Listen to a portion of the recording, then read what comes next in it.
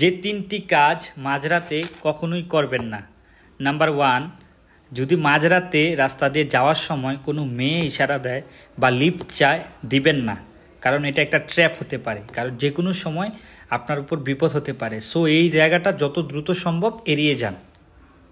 Number two, যদি দেখেন রাস্তার ধারে এরকম একটা ফোন পড়ে আছে, ফোনে ফ্ল্যাশ লাইট জ্বালানো বা ডিসপ্লের আলো জ্বালানো, এই ফোনটা কখনোই নিতে যাবেন না এমন তো রাস্তা। তখন বুঝতে হবে যে এটা একটা ফাঁদ হতে পারে। সো যত দ্রুত সম্ভব এইটাও এড়িয়ে চলুন। নাম্বার থ্রি, যদি দেখেন পাশ থেকে আসা কোনো গাড়ি বা কোনো মোটরসাইকেল আপনাকে ফলো করতেছে, তাহলে আপনাকে ইশারা দিচ্ছে থামানোর জন্য, আপনি তখন থামাবেন না। কারণ কি, মাঝরাতে আপনাকে কোনো বাইক বা কোনো গাড়ি কখনোই থামানোর জন্য বা হেল্প চাওয়ার জন্য ফলো করবেন না। সো আপনাকে বুঝতে হবে যে এটা একটা সম্পূর্ণ বিপদ।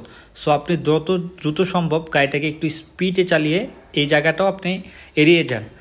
তো ধন্যবাদ আপনাদেরকে। এই তিনটি কাজ কখনোই আপনারা মাঝরাতে করবেন না। ধন্যবাদ সবাইকে।